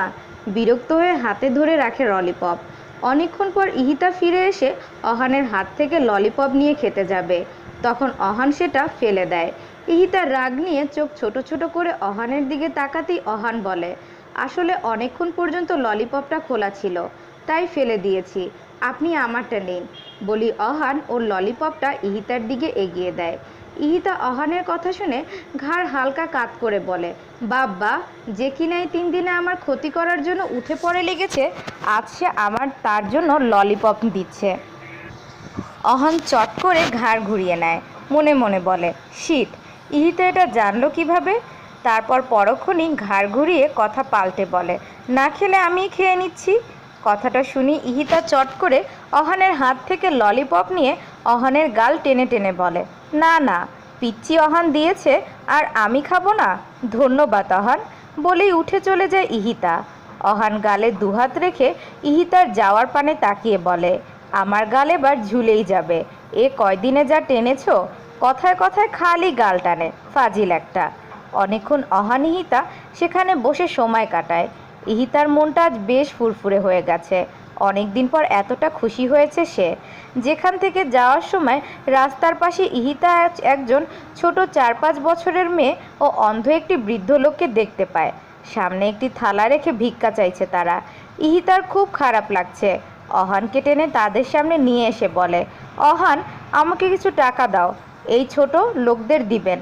আঙ্গুল দিয়ে তাদের দেখিয়ে বলে, মুখটা বন্ধ রাখো আর টাকা দাও। অহান টাকা না দিয়ে তাদের সামনে রাখা থালায় লাথি মেরে দূরে ফেলে দেয়। রেগে জোরে জোরে বলে, এদের মতো ছোট লোকদের জন্য আমি টাকা উপার্জন করি না। আপনার দিতে মন চাইলে আপনি নিজে দিন। বলেই চলে যেতে নিলে ইহিতার দাঁত কিরমির করে অহানের শার্টের কলার ধরে টেনে ওর সামনে দাঁড় করিয়ে দাঁত মুখ খিচে বলে, ছোট লোক তারা নয়, ছোট লোক তুমি, তোমার মন। তুমি কি পশু? নিশ্চয়ই না। এদের মতোই সাধারণ মানুষ। যারা মানুষকে দান করে, মানুষের সাহায্যে এগিয়ে যায়, তারাই বড় মনের মানুষ। তোমার মতো জঘন্য লোকেরা কখনোই বড় মনের মানুষ ও বড় লোক হতে পারে না। ভুলে যেও না তুমি একজন মুসলিম ঘরের ছেলে। তোমার উপর জাকাত ফরজ হয়েছে অনেক আগেই। মানুষকে ভালোবাসতে শিখো, দানশীল হও, আল্লাহকে ভয় করতে শিখো। সবসময় গরিবের থালে লাথি মেরে তাদের অপমান করে নিজেদের বড় মনে করো না। তুমি সবসময় আল্লাহর কাছে ছোটই থাকবে। আর আমি এসব লোকদেরই ছোট লোক বলে মনে করি। কথাগুলো এক নিঃশ্বাসে বলি ইহিতা সেই প্লেট ও টাকাগুলো কুড়িয়ে তাদের সামনে রেখে দেয়। সঙ্গে কিছু টাকাও তাদের প্লেটে দিয়ে অহানকে রেখে আগে আগে হাঁটতে থাকে। অহান একইভাবে দাঁড়িয়ে আছে। বেশ আশ্চর্য হচ্ছে তার। ইহিতার লাস্টের কথা শুনে অহান এখনও ঘোরের মাঝে আছে। ওর মাথায় কাজ করছে না ইহিতা কি করে জানলো সবসময় তাদের সাথে এমন আচরণ করে, গরিব মানুষদের অপমান করে। সব তালগোল পাকিয়ে যাচ্ছে। কে ওর বিষয়ে সব কিছু ইহিতাকে বলল? কে? অহান যেখানে থেকে চলে যাওয়ার আগে একবার তাদের দিকে তাকায়, তারপর চোখ সরিয়ে চলে যায়। ইহিতা রোডের পাশে দাঁড়িয়েছিল। অহান ইহিতাকে দেখতে পেয়ে সেখান থেকে ট্যাক্সি নেয়। অহান আগে ট্যাক্সিতে উঠে বসে। ইহিতা ওর পাশে না বসে ড্রাইভারের সিটে বসে। এতে অহান ও ড্রাইভার কিছুটা অবাক হয়, তবুও তারা কিছু বলে না, চুপ করে থাকে। ড্রাইভার গাড়ি চালাতে থাকে। অহান বুঝতে পেরেছে ইহিতা বেশ রেগে আছে ওর উপর। ওরা পৌঁছে যায়। অহান রিফাতদের ফ্ল্যাটে আসে। রাগী ভাব নিয়ে সোফায় চুপ করে বসে থাকে। রিফাত অহানের চেহারায় রাগের আভা দেখে ওর পাশে বলে, কিছু হয়েছে কি? অহান রাগী কণ্ঠে তীক্ষ্ণ নজরে রিফাতের দিকে তাকিয়ে বলে, বিয়ার আছে? না, জানিস তো আমি এসব খাই না। অহান রিফাতের ওপর থেকে নজর সরিয়ে নেয়। রাগী দৃষ্টিতে কিছুক্ষণ ফ্লোরের দিকে তাকিয়ে থাকে। তারপর কিছু না বলেই ফ্ল্যাট থেকে বের হয়ে যায়। বাসায় না গিয়ে বেরিয়ে আসে বাহিরে। জোরে জোরে ফুটপাত দিয়ে হাঁটতে থাকে। সামনেই একটি বার ছিল। ভেতরে যাওয়ার জন্য পা বাড়াতেই ইহিতার কথা মনে করে থেমে যায়। রাগে চোখ বন্ধ করে সামনে থাকা দেয়ালে ঘুষি মারে। তারপর আবার রাস্তা দিয়ে হাঁটতে থাকে। সারাদিনে অহান বাসায় যায়নি। একটি পার্কে বসে সময় কাটিয়েছে। এখন রাত 9টা বাজে। ইহিতা লাইফে আসার পর জীবন নষ্ট হয়ে গেছে। না পারছি ঠিকমতো বাঁচতে, না পারছি ঠিকমতো চলতে। সবসময় তার কথা অনুযায়ী এভাবে চলতে থাকলে পাগল হয়ে যাব। কথাগুলো মনে মনে ভাবছে আর হাঁটছে অহান। হঠাৎ আকাশে বিদ্যুৎ চমকালো, সাথে জোরে বাতাসও বইতে শুরু করেছে। মনে হয় খুব জোরে বৃষ্টি হবে। কিছু দূর যেতেই খুব জোরে বৃষ্টি শুরু হয়। রাস্তায় যে মানুষজন ছিল তারা দৌড়াতে শুরু করে। কেউ কেউ ছাউনির নিচে দাঁড়িয়ে আছে, কেউ গাছের নিচে। বৃষ্টি থামার অপেক্ষা করছে তারা। কিন্তু অহান এসব তোয়াক্কা না করে ধীর পায়ে সামনের দিকে এগিয়ে যাচ্ছে। মনে আছে একরাশ ক্রোধ, সেটা শুধু ইহিতাকে নিয়েই। আর থাকবেই না কেন? যে ছেলে অফিসের ভেতর ও বাহিরে মেয়েদের সাথে ফ্লার্ট করত, সব ধরনের নেশা জাতীয় দ্রব্য পান করত, গরিব অসহায় মানুষের সাথে খারাপ ব্যবহার করত, সুযোগ পেলে মেয়েদের সাথে রাত কাটাতো, তার কি আর এমন লাইফ ভালো লাগে? সে নিশ্চয়ই চাইবে না তার জীবনটা এমনই থাকুক সবসময়। সে তো তার আগের লাইফে যেতে চায়। এমন বোরিং লাইফ সে চায় না। ভীষণ রাগ হয় তার ধারণা আশেপাশের মানুষ এখন তাকে দেখে হেসে মজা নিচ্ছে, কানাঘুষা করছে, যেগুলো অহানের কাছে খুব বিষাক্ত মনে হচ্ছে। বৃষ্টিতে ভিজে ভিজে 11টার দিকে বাসায় আসে অহান। কলিং বেল বাজাতেই দরজা খুলে দেয় ইহিতা। অহানকে ভেজা অবস্থায় দেখে ইহিতা ভারী কণ্ঠে প্রশ্ন করে, এতক্ষণ কোথায় ছিলে? ভিজলে কেন? ইহিতার কথা শুনে অহান ইহিতার দিকে তাকায়। কোনো কারণে অহানের চোখের ভেতরটা লাল হয়ে আছে। অহান গম্ভীর মুখে তাকিয়ে আছে। অহানের এমন চাহনি দেখে ইহিতা পথ ছেড়ে দেয়। অহান দ্রুত রুমে চলে যায়। ইহিতা দরজা লাগিয়ে দেয়। অহানের এমন চাহনীয় অবস্থা দেখে ইহিতাকে বেশ ভাবাচ্ছে। ইহিতা খাবার বেড়ে অহানের জন্য বসে রয়, কিন্তু অহান রুম থেকে বের হয় না। ইহিতার যতটুকু মনে পড়ে বিকালেও তেমন কিছু খায়নি অহান। ইহিতা অহানের জন্য অপেক্ষা করে, কিন্তু অহান রুম থেকে বের হচ্ছে না। অহানের রুমে যেতে চেয়েও পিছু পা হচ্ছে ইহিতা বারবার, তবুও যেতে হবেই। ইহিতা অহানের রুমের দরজা ঠেলে ভেতরে আসে। ভেজা কাপড় চোপড় নিয়ে গুটিসুটি মেরে বিছানায় শুয়ে আছে অহান। ইহিতা দ্রুত অহানের কাছে যায়। কপাল গলায় হাত রাখতেই বুঝতে পারে অহানের শরীর গরম, জ্বর এসেছে। ইহিতার বুঝতে বাকি থাকে না, অহানের বৃষ্টিতে ভেজার ফলে জ্বর এসেছে। অহান চোখ বন্ধ করে শীতে কাঁপছে। এমন অবস্থা দেখে ইহিতা কি করবে বুঝতে পারছে না। এখনই অহানের ভেজা কাপড় চোপড় পাল্টাতে হবে, কিন্তু ইহিতা এটা করতে চাইছে না। পরক্ষণেই ইহিতার মনে পড়ে। মিটমিট করে চোখ মেলে তাকায় অহান। মাথাটা কেমন ভার ভার লাগছে। কাল রাতের কথা তেমন একটা মনে নেই। উঠে বসতে যাবে তখন খেয়াল করে গায়ে ভার কিছু একটা আছে, আর সেটা কম্বল। 4-5টা কম্বল গায়ের ওপর। ধাক্কা দিয়ে সরিয়ে উঠে বসে। ঘাড় ঘুরিয়ে ডান দিকে তাকাতেই ইহিতাকে বিছানার পাশে তুলে বসে আপেল খেতে দেখতে পায়। ইহিতা অহানকে বিছানায় উঠে বসে ওর দিকে তাকাতে দেখে ভ্রু উঁচু করে, যার মানে কি? অহান চোখে মুখে বিরক্তি ভাব ফুটিয়ে তুলে অন্যদিকে তাকাতে যাবে, তখনই নিজেকে বিবস্ত্রহীন মনে করে। নিজের দিকে তাকিয়ে কম্বল একটু ফাঁকা করে দেখে জোরে সোরে চিৎকার দেয়। অহানের চিৎকার মাঝপথেই থেমে যায়, কারণ ইহিতা ওর খাওয়া আপেলের অবশিষ্ট অংশ চট করেই অহানের মুখে পুরে দেয়। চিৎকার বন্ধ হয়ে যায় অহানের। ড্রয়িং রুমে বসে রিফাত চা খাচ্ছিল। অহানের চিৎকার কানে আসতেই হকচকে উঠতেই চায়ের কিছু অংশ পায়ের ওপর পড়ে। গরম চা থাকায় পা জ্বলছে, তবুও সেটা তোয়াক্কা না করে রিফাত দ্রুত অহানের রুমে আসে। উত্তেজিত হয়ে বলে, কি কি হয়েছে? বাকিটা বলেই থেমে যায় রিফাত। অহানের মুখে আপেল দেখে ও ইহিতা ও অহানের দিকে প্রশ্নবোধক চা নিতে তাকায়। অহান আপেলটি মুখ থেকে বের করে রাগী দৃষ্টি নিক্ষেপ করে ইহিতার দিকে।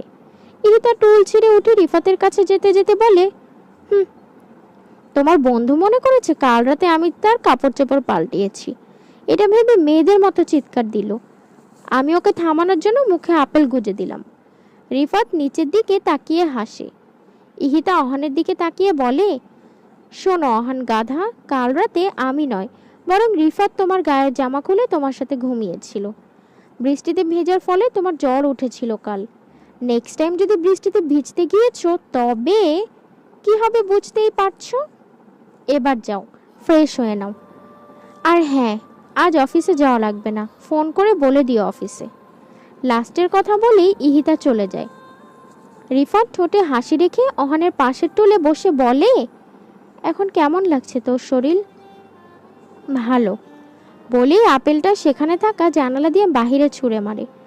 বিরক্তিকর ভাব নিয়ে বিছানা থেকে ওয়াশরুমে যায়। রিফাত সরু নিঃশ্বাস ফেলে মনে মনে বলে, কবে যে বুঝবি, আল্লাহ তোকে বোঝার ক্ষমতা দিক। রিফাত বাসায় চলে আসে। অহান ফ্রেশ হয়ে রুম থেকে বের হয়ে ড্রয়িং রুমে আসে। ইহিতা আগেই নাস্তা টেবিলে রেখে দিয়েছিল। সোফায় বসে খেতে খেতে অফিসে ফোন দিয়ে বলে দেয় আজ আসবে না। অসুস্থতার কথা শুনে বস আজকে ছুটি দেয়। অহান খাবার খেয়ে বাহিরে যেতে নিলে ইহিতা হাত বগল দাবা করে দাঁড়িয়ে পেছন থেকে ডাক দেয়। অহান থেমে গিয়ে পেছন ফিরে তাকায়, জানে সে কি বলবে।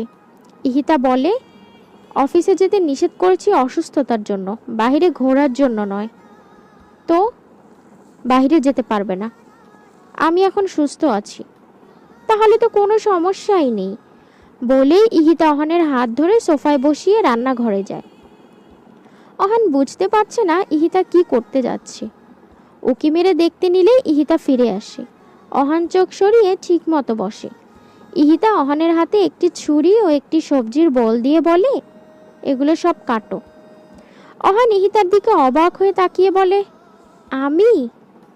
তুমি ছাড়া এখানে উপস্থিত আর কেউ নেই, আর সকালের নাস্তা আমি বানিয়েছি, তাই এখন তুমি আমায় হেল্প করবে। আহান অকপটে কাট কাট কণ্ঠে বলে, পারবো না। ও, আম্মুর সাথে কাল কথা বলেছিলাম, সকালে কথা হয়নি, এখন একটু কথা বলা দরকার। থুতনিতে হাত রেখে ওপরের দিকে তাকিয়ে বলে ইহিতা। এটা শুনে অহান দাঁতে দাঁত চেপে বলে, কাটছি, বলেই সবজিগুলো কাটতে শুরু করে। ইহিতা এটা দেখে রান্নাঘরের দিকে পা বাড়ায়। মুচকি হেসে মনে মনে বলে, জানি তো এমনটাই হবে। মুখে বিরক্তির ঝুলিয়ে রেখে সবজিগুলো কাটছে অহান। কিভাবে যে এই জ্বালা যন্ত্রণা থেকে মুক্তি পাবে নিজেও জানে না। মন চাইছে ছুরি দিয়ে ইহিতাকে মেরে দিতে, কিন্তু এমনটা করার সাহস ওর মধ্যে বিন্দু মাত্র নেই। খুব দ্রুত সবজি কেটে রান্নাঘরে রেখে আসে। সোফা এসে বসতে ইহিতা কতগুলো সেদ্ধ করা মটরশুঁটি দিয়ে যায় খোসা ছাড়ানোর জন্য। অসহায় চোখে ইহিতার দিকে অহান তাকায়। ইহিতা কড়া গলায় বলে, কোনো কাজ হবে না এভাবে তাকিয়ে, তাড়াতাড়ি খোসা ছাড়াও। চোখ সরিয়ে নেয় অহান। ইহিতা ফের রান্নাঘরে চলে যায়। অহান হতাশ হয়ে মটরশুঁটির খোসা ছাড়াতে থাকে। প্রায় অনেকক্ষণ পর কলিং বেল বেজে ওঠে। ইহিতা রান্নাঘর থেকে চিল্লিয়ে গেট খুলতে বলেই অহান মুখ থেকে চ উচ্চারণ করে উঠে গিয়ে দরজা খুলে দেয়। দরজা খুলতেই অহানের মনের মধ্যে ঘন্টি বেজে যায়, কারণ ওর সামনে একটি সুন্দরী মেয়ে দাঁড়িয়ে আছে, আর এই মেয়েটি ওর পাশের ফ্ল্যাটে শিফট হয়েছে। মেয়েটিকে দেখে বাংলাদেশি মনে হচ্ছে। মেয়েটি মুচকি হেসে অহানের উদ্দেশ্যে বলে, আপনি বাংলাদেশি? অহান মাথা ঝাঁকিয়ে বলে, হ্যাঁ। মেয়েটি খুশি হয়ে বলে, ওয়াও, আসলে আমি নতুন ভাড়াটিয়া, আপনি কি আমাকে একটু হেল্প করতে পারবেন? লাস্টের কথাটি চোখ পিটপিট করে বাচ্চাদের মতো করে বলে। কথাটা শুনেই অহান গোলে হালুয়া হয়ে যায়। মেয়েটিকে কিছু বলতেই যাবে, তখনই ইহিতা অহানের শার্টের কলার পেছন থেকে টেনে ভেতরে নিয়ে এসে মেয়েটির সামনে দাঁড়িয়ে পা থেকে মাথা পর্যন্ত পর্যবেক্ষণ করে। মেয়েটির পরনে ছেঁড়া প্যান্ট, মানে হাঁটুর অংশ ছেঁড়া আর কি, আর হাতা কাটা গেঞ্জি। চেহারায় মনে হচ্ছে আটা ময়দা মেখে সব শেষ করে দিয়েছে। পুরাই সাদা বিড়ালের মতো লাগছে মেয়েটিকে। ইহিতা মেয়েটির কানের কাছে মুখ নিয়ে বলে, শোনো ময়দা মাখা চুন্নি বিল্লি, আমার এটা কি বলেছে সেটা ইহিতা ভালো করেই জানে। নজর দিলে তোর চেহারায় পচা পানি দিয়ে ধুয়ে দেব। আবার যদি আমার সাথে কথা বলার চেষ্টা করেছিস, তবে তোকে মেরে আমার শাশুড়ির মতো খয়রাত দিব। এখন এখান থেকে ভাগ। শেষেরটা বলেই ইহিতা মেয়েটির মুখের ওপর দরজা লাগিয়ে দেয়। মেয়েটি হতবিহ্বল নজরে দরজার দিকে তাকিয়ে আছে। সামান্য হেল্প চাওয়ার জন্য এত কথা শুনতে হলো। মাথা চুলকাতে চুলকাতে চলে যায় তার ফ্ল্যাটে। ইহিতা পেছন ঘুরে অহানের দিকে তাকিয়ে চোখের ইশারায় হাত দিয়ে গলা কেটে ফেলার ভয় দেখিয়ে কিচেনে চলে আসে। অহান ইহিতার এমন ভয়াবহ ওয়ার্নিং দেখে বুকে হাত দিয়ে সোফায় বসে পড়ে। চোখের মনি এদিক সেদিক নাড়িয়ে জোরে নিঃশ্বাস নেয়। সারাদিন ইহিতা অহানকে ছোট ছোট টর্চার করছে। অহান জাস্ট বিরক্ত, না পারছে বলতে, না পারছে বাসা থেকে পালাতে। দুপুরের খাবার খেতে দেয় না ইহিতা। অহানকে আগে নামাজ পড়ে আসতে বলে, তারপরে খাবার দিবে, আর নয়তো না খাইয়ে রাখবে। অহান মন না চাওয়া সত্ত্বেও মসজিদে গিয়ে নামাজ পড়ে আসে, এবং কি ইহিতার কথা মতো মসজিদে 500 টাকাও দেয়। বাসায় এসে খাবার খাওয়ার পর অহানকে সুস্থ বসতে দেয় না। ইহিতার পায়ের নখ কেটে দিতে বলে, আর নেল পলিশ লাগিয়ে দিতে বলে। অহান এসব কিছুই পারে না, তবুও ইহিতার ধমক খেয়ে কাপা হাতে দিতে হয়। নেল পলিশ দেওয়া শেষ হলে ইহিতা অহানকে রুমে পাঠিয়ে দেয়। ইহিতা রুমে এসে মেডিসিন নিয়ে নেল পলিশ উঠিয়ে ফেলে, কারণ অহানকে জ্বালাতন করার জন্য নেল পলিশ লাগিয়ে দিতে বলেছিল। কিন্তু ইহিতা নামাজ পড়তো, যার কারণে নেল পলিশ উঠিয়ে ফেলে। জানি না আমার মনের আশা পূরণ হবে কিনা, দীর্ঘশ্বাস ফেলে বললেন হামিদা বানু। আজমল রহমান তার মাথায় হাত বুলিয়ে দেয়, পাশে বসে বলে, ইনশাল্লাহ তোমার আশা আল্লাহ ঠিক পূরণ করবে। একটু ধৈর্য ধরো হামিদা। আল্লাহ কি আমার কষ্ট বুঝবে? অবশ্যই, ভরসা রাখো তার ওপর। চোখ বন্ধ করে আরো একবার বড় নিঃশ্বাস ছাড়লেন। ইহিতা রুমে এসে আয়নার সামনে দাঁড়ায়। গলার চেনের দিকে নজর পড়তেই ইহিতার আরমানের কথা মনে পড়ে যায়। খুলে হাতে নেয় আর ডুব দেয় ভাবনার জগতে। আজ ইহিতা ও আরমানের বাসর রাত। প্রচণ্ড ভয়ের মধ্যে আছে ইহিতা। ইহিতা এই রাতের জন্য মোটেও প্রস্তুত নয়। এসেই যদি স্বামিত্ব ফলাতে চায়, এটা ভেবে অনেক বেশি আতঙ্কের মধ্যে আছে। বিয়ের আগে আরমানের সাথে একবার কথা হয়েছিল ইহিতার, তাও টুকটাক। দুপক্ষের সম্মতিতে খুব দ্রুত ওদের বিয়ে হয়ে যায়, যার কারণে দুজন দুজনের সম্পর্কে কিছুই জানে না। কিন্তু এমনটা হয় না। আরমান যথেষ্ট শান্তশিষ্ট নম্রভদ্র ছিল। প্রথমে ইহিতার পাশে বসে, তারপর হালকা কেশে সালাম দিয়ে কথা বলে, আসসালামু আলাইকুম, আপনি কি ভালো আছেন? ইহিতা আরমানের কণ্ঠে এত সুন্দর সালাম শুনে অনেকটা স্বস্তি পায়, মনে মনে বেশ খুশিও হয়। মৃদু স্বরে ইহিতা সালামের উত্তর দেয়, ওয়ালাইকুম সালাম, জি ভালো, আপনি কেমন আছেন? আলহামদুলিল্লাহ ভালো। এইটুকু বলে আরমান ও ইহিতা দুজনেই চুপ করে থাকে। ইহিতা বিব্রত বোধ করছে। আরমান গলা ছেড়ে বলে, বলছি নামাজ পড়ে নিলে ভালো হয়, আপনি উজু করে আসুন। ইহিতা মুখে কিছু না বলে মাথা দুলিয়ে হ্যাঁ সম্মতি দেয়। প্রথমে ইহিতা উজু করে আসে, তারপর আরমান। একসাথে নামাজ আদায় করবে। ইহিতা জায়নামাজ ভাঁজ করে রাখতে যাবে, তখন আরমান ইহিতার হাত ধরে। ইহিতার মনের মধ্যে খচ করে ওঠে, ভয়তে মাথা নত করে চুপ করে দাঁড়িয়ে থাকে। আর আরমান নরম স্বরে ইহিতাকে বলে, আমি জানি আপনি ভয় পাচ্ছেন, আমাকে ভয় পাবেন না।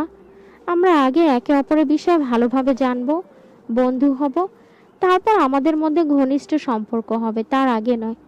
আপনি নিশ্চিন্তে থাকতে পারেন, বিনা অনুমতিতে আমি আপনাকে স্পর্শ করব না। ইহিতা আরমানের কথাগুলো শুনে যেন অবাক হচ্ছে, তেমনি ভালো লাগছে। মনের মধ্যে আরমানের জন্য একটা জায়গা তৈরি হয়েছে। ভাবতেও পারেনি আল্লাপাক ওর জন্য এত বড় সারপ্রাইজ রেখেছিলেন জীবনে। আরমান ইহিতার গলায় সেই লকেট সহ চেন পরিয়ে দেয়, যেটা এখন ইহিতার হাতে আছে। চোখ থেকে পানির স্রোতে ধারা বইতে থাকে। আর সেই মানুষটি নেই, কিন্তু তার দেওয়া সেই প্রথম চিহ্নটা আছে। হাঁটু গেড়ে ফ্লোরে বসে পড়ে।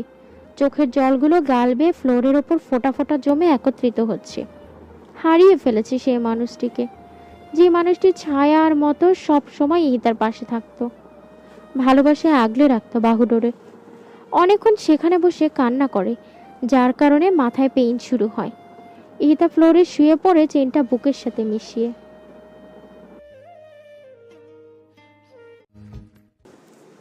দিন যত যাচ্ছে ইহিতার টর্চার শাসনের পরিমাণও বাড়ছে। বহু কষ্টে অহান ইহিতার টর্চার মুখ বুঝে সহ্য করে নিচ্ছে। না চাইতেও অহানের ইহিতার সব কথা শুনতে হচ্ছে। প্রতিদিন সকালে ইহিতা অহানকে ফজরের নামাজ পড়তে উঠায়, যা অহানের কাছে সব চাইতে কষ্টকর বিষয় ছিল। তবুও কথা তো শুনতেই হবে, আর কথায় কথায় গাল টেনে দেওয়া তো আছেই। এই কাজটায় অহান বেশি বিরক্ত হয়। এটা ছাড়াও ইহিতা অহানের ফোন থেকে মেয়েদির সব নম্বর ডিলিট করে দেয়। সময় দিন মাস কেটে যায় পুরো 5 মাস। এখন অহনের কাছে ইহিতার সব টর্চারগুলো মুখস্থ হয়ে গেছে। কখন কি বলতে হবে তাও অহান জানে। তারপরে সুযোগ পেলে অহান তেরামি করে পিছপা হয় না। অহান তেরামি করার জন্য ইহিতা তো আছেই। এক মেডিসিনই সোজা অহান। ইহিতা অহানকে দিয়ে জামা স্ত্রী করাচ্ছে। ইহিতা দাঁড়িয়ে থেকে বলে দিচ্ছে কিভাবে জামা স্ত্রী করতে হয়। অহান ঠিক সেভাবে স্ত্রী করছে। ঠিক মতো করো, ভালো মতো ধরে নাও, হাত দেখিয়ে দেখিয়ে বলল ইহিতা। করছি, হ্যাঁ ঠিক মতো করো। কথা না বলে জোরে জোরে মেশিন দিয়ে জামা ঘষতে থাকে। রাগে অহান দাঁত কিরমির করছে। ইহিতা অহানের কাছে চলে এসে আরাম করে সোফায় বসে আচার খাচ্ছে। কিছুক্ষণ পর অহানের কাজ শেষ হয়। ইহিতা অহানকে বলে, ফ্রিজে আইসক্রিম আছে নিয়ে এসো। আপনি না আচার খাচ্ছেন, আইসক্রিমও খাবো। খাদক কোথাকার, মনে মনে বলে অহান। যাবে নাকি? যাচ্ছি বলেই অহান বিরক্তি নিয়ে ফ্রিজ থেকে আইসক্রিম বের করে ঠাস করে লাগিয়ে হনহনিয়ে ড্রয়িং রুমে চলে আসে। আইসক্রিমের বাটি ধাপ করে রাখে টেবিলের ওপর। ভদ্রতা শিখো নাই? না শিখি নাই, তার চেয়ে বড় কিছু থাকলে আমি আছি বলেই অহান রুমে চলে যায়। ইহিতা অহানের রাগ দেখে মৃদু হাসে। ফোনের রিংটোন বাজতে থাকে। ইহিতা ফোনের স্ক্রিনের দিকে তাকিয়ে দেখে হামিদা বানু কল করেছে। ফোন নিয়ে রুমে চলে আসে। হামিদা বানুর সাথে ইহিতার অনেকক্ষণ কথা হয়। ফোন কেটে দেওয়ার পর ইহিতা আইসক্রিমের বাটি ফ্রিজে রেখে গোসল করতে চলে যায়। অহান বাথটবে বসে একা একাই নিজের সাথে কথা বলছে। জানি না কিভাবে ইহিতার কাছ থেকে মুক্তি পাবো। জীবনটা আমার অতিষ্ঠ বরবাদ। আজকে ছুটির দিনও শান্তি নেই, হুকুম জারি করে মারবে আমায়। রাগ নিয়ে গোসল সেরে বের হয় অহান। ইহিতা গোসল সেরে নামাজ পড়তে বসে। অহান মসজিদে যায় নামাজ পড়তে। নামাজ শেষে বাসায় এসে টেবিলে খাবার সাজাতে থাকে। ইহিতা রুম থেকে বের হয়ে দেখে অহান খাবার বাড়ছে। ইহিতা খুশি হয়ে অহানের গাল টেনে খেতে বসে। দুজনের খাওয়া শেষ হয়, বিকেলের দিকে ঘুরতে বের হয়। রাতে বাসায় এসে জানতে পারে অহান ও রিফাতের আরেকটি ফ্রেন্ড এসেছে, আর সে মেয়ে, নাম আনিকা। আনিকা ওদের সাথেই চায়না পড়তে এসেছে, আর ওদের সেকশনে ভিন্ন ছিল। আনিকা আর্কিটেকচার নিয়ে পড়াশোনা করে, ওদের থেকে ভালো পজিশনে আছে অনিকা। 3 বছর আগে আনিকার সাথে অহানের কোনো একটা বিষয় নিয়ে ঝগড়া হয়। এরপর থেকে আনিকা অহানের সাথে যোগাযোগ বিচ্ছিন্ন করে দেয়। রিফাতের সাথে ওর কথা হলেও অহানের সাথে কথা হয় না। অহান আনিকার সাথে কখনো যোগাযোগ করার চেষ্টাও করে না। আজ এতদিন পর আনিকা 2 দিনের ছুটি নিয়ে ইহিতা ও রিফাতের সাথে দেখা করতে এসেছে, এবং এই 2 দিন রিফাতের ফ্ল্যাটেই থাকবে। আনিকা ইহিতার সাথে দেখা করতে আসে। অহান আনিকাকে দেখেও ইগনোর করে বাসা থেকে বেরিয়ে যায়। আনিকার এতে বেশ খারাপ লাগে, কারণ ভুলটা অহানেরই ছিল, ঝগড়াটা অহানেরই করেছে। ভাবি, কিছু বুঝতেছো? অহান কি ভালো হবে? জানি না, তবে আমি যথাসাধ্য চেষ্টা করছি।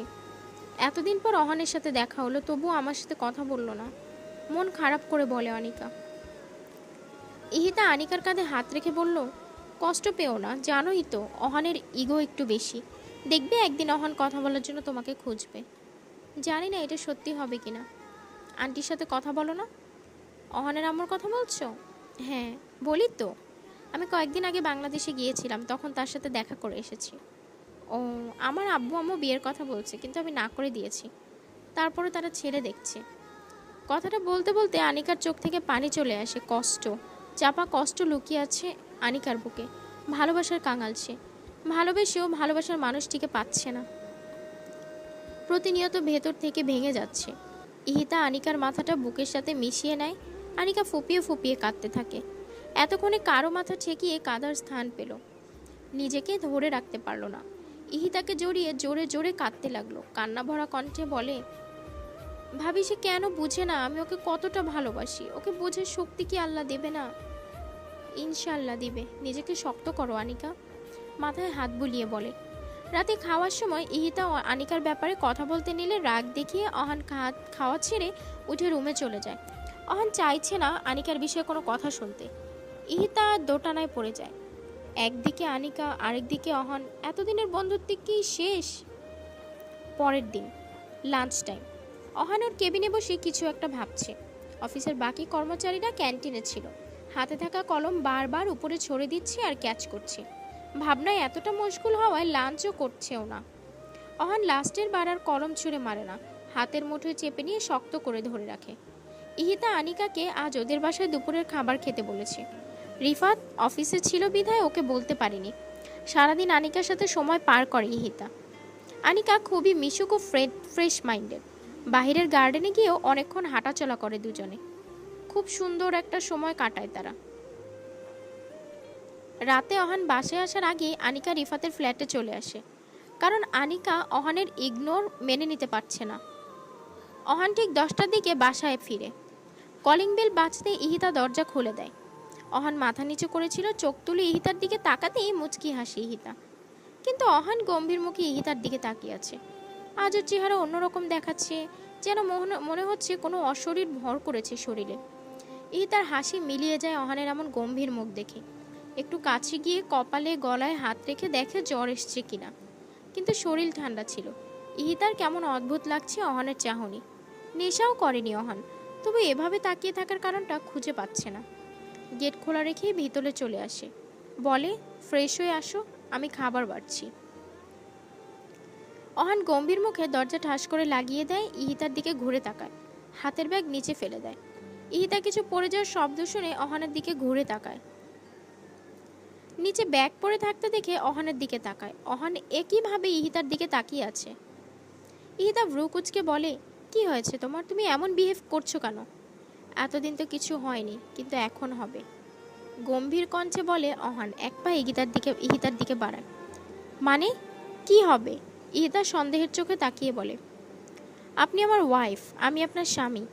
আমাদের তো ফার্স্ট নাইট হয়নি, তো বলুন কোন রুমে ফার্স্ট নাইট করতে চান, আপনার রুমে নাকি আমার রুমে? অহান, মুখ সামলে কথা বলো। রেগে চিল্লিয়ে বলে ইহিতা। কেন? স্ত্রীর অধিকার চাওয়া তো কোনো অপরাধ নয়, এটা তো আমার হক। ইহিতার দিকে এগিয়ে গিয়ে বলে অহান। ইহিতা পিছিয়ে গিয়ে রাগী কণ্ঠে বলে, কিসের অধিকার? কোনো অধিকার নেই তোমার, এখানেই দাঁড়াও, নয়তো আমি আম্মুকে ফোন দেব। দেন, আম্মুকে ফোন দেন, বলুন আমি আপনার কাছে অধিকার চেয়েছি, আরও যা বলতে মন চায় বলুন, তাচ্ছিল্য স্বরে বলে অহান। ইহিতা চুপ হয়ে যায়।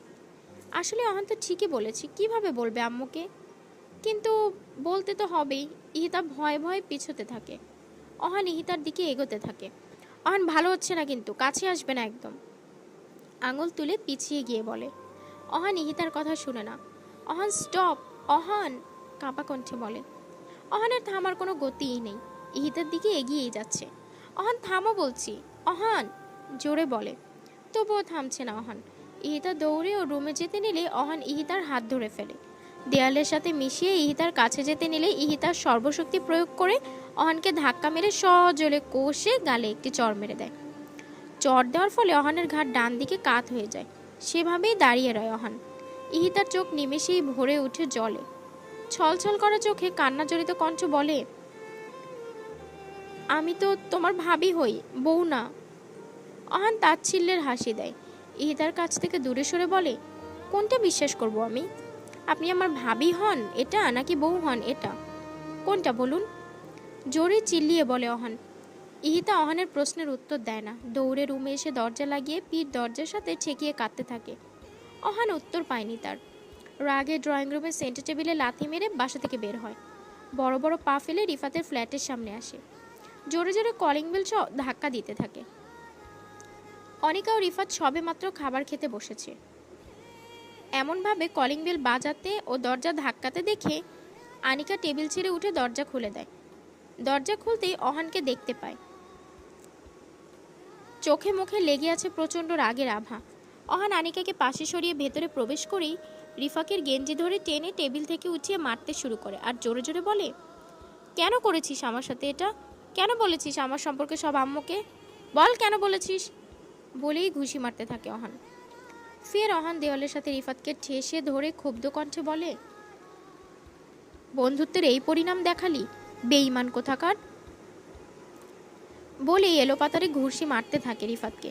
আনিকা এতক্ষণ রিফাতকে মারতে দেখে চুপ করে রয়, কিন্তু যখন অহানের মুখে এসব কথা শুনে তখন আর চুপ করে থাকে না। অহানের কাছে এসে শার্টের কলার ধরে টেনে ওর কাছে জোরে থাপ্পড় মেরে চিৎকার দিয়ে বলে, রিফাত কিছু বলেনি, আমি বলেছি তোর আম্মুকে সব। কথাটা শুনেই অহান অবাক হয়ে তাকায় আনিকার দিকে। অহান বুঝতে পারছে না আনিকা কিভাবে বললো এসব। আনিকা তো এসব কিছু জানতো না, না এতদিন দেখা হয়েছে ওর সঙ্গে। তাহলে আনিকাকে কে বলল? রিফাত? নাকি আনিকা নিজে থেকেই সব জেনেছে অহানের বিষয়?